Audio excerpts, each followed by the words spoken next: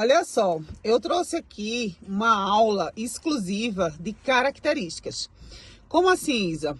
Eu trouxe aqui a Azura, né? Ela tem um rosto muito simétrico. Ela tem algumas características que eu preciso mostrar para vocês como que a gente vai analisar. Então, assim, eu pergunto para você, se hoje você fosse maquiar o rosto da Azura, o que você faria nessa maquiagem? Como seria? Você teria a percepção visual de fazer uma leitura das características do rosto dela? Você saberia entender o biotipo facial dela? Eu vou pedir para ela colocar o cabelo só um pouquinho para trás, dos dois lados, para vocês verem. Olha, isso, perfeito. Deixa eu colocar o rostinho dela assim. Olha que linda! Então, você saberia fazer a classificação desse biotipo facial? Primeira coisa que a gente tem que entender são as medições de altura desse rosto, né? Aqui eu tenho a extremidade direita, do lado direito, vizinho da orelha, e eu tenho a extremidade esquerda, vizinho da outra orelha. Aqui eu tenho o eixo central do tríqueo, que vem até a região do mento. Primeira coisa que eu tenho que entender, qual é o rosto que eu tô maquiando, né? Que biotipo facial é esse? O que é que eu tenho que fazer? Quando eu entendo isso, eu vou entender as regiões de projeções desse rosto, né? Se ela tem um zigomático muito projetado, se ela tem a região do queixo, que é um mento muito projetado. Porque é através dessa análise que eu vou fazer, que eu vou entender onde aplicar o conceito de luz e sombra. É através dessa análise que eu vou entender que 80% da maquiagem da minha cliente é a pele. É a construção da pele. E no neurovisagismo, 80% da representatividade são os olhos. Ou seja, eu tenho que saber fazer algo muito assertivo na pele, tá?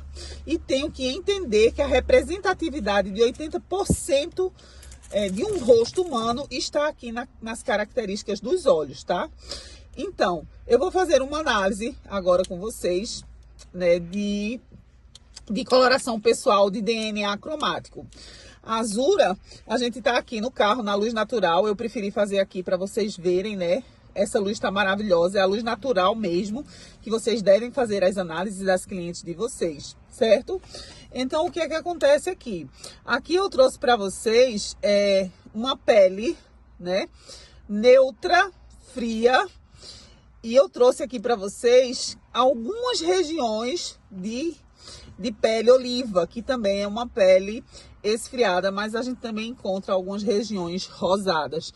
Muito pouco, mas tem, certo?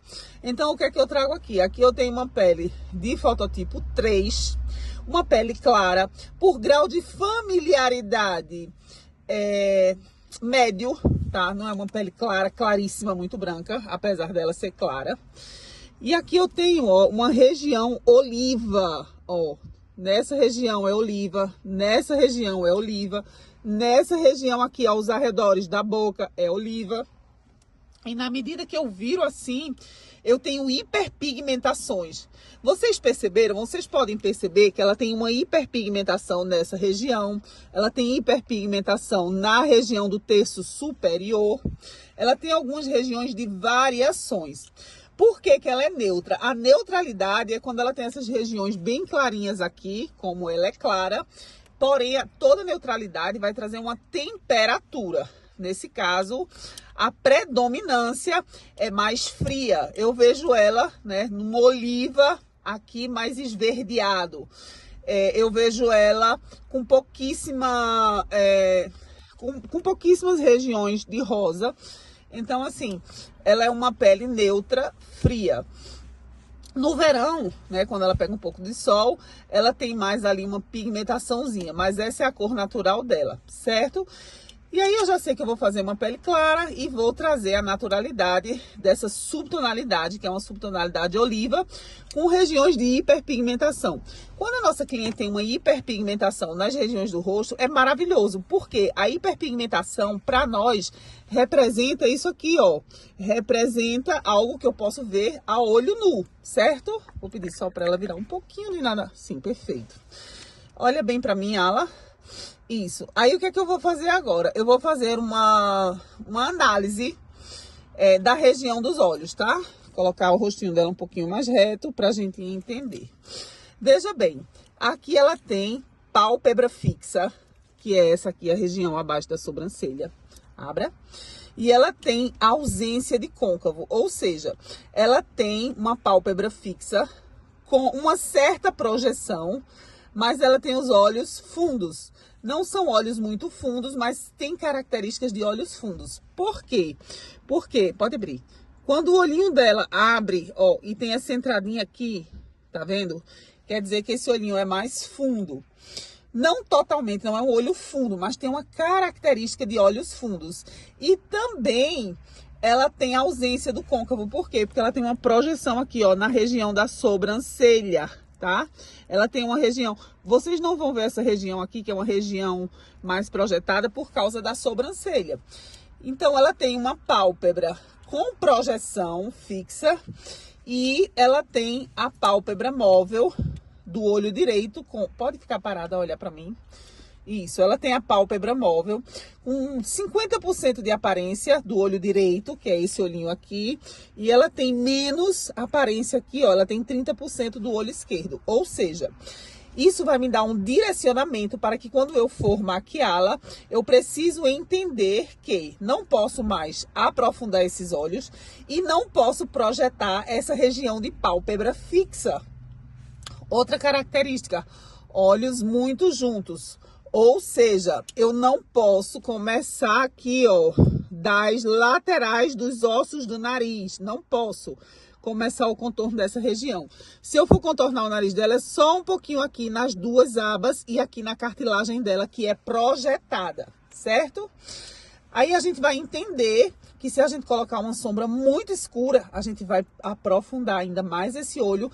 E se a gente colocar uma sombra muito escura aqui nessa região interna dos olhos, também vai causar uma proximidade, uma aproximação nesses olhos, certo? Então, você sabendo disso, desculpa, já é um norte, né? Já é aí um direcionamento, um mapeamento para você poder maquiar as suas clientes com a máxima excelência. Eu fiz questão de trazer essa aula extra, de dar esse presente para vocês, para estar tirando as escamas dos olhos de vocês, para estar mostrando a vocês quais são as regiões no neurovisagismo que precisam ser observadas, para assim vocês terem uma assertividade, para assim vocês poderem entregar resultados de excelência com uma altíssima performance, tá?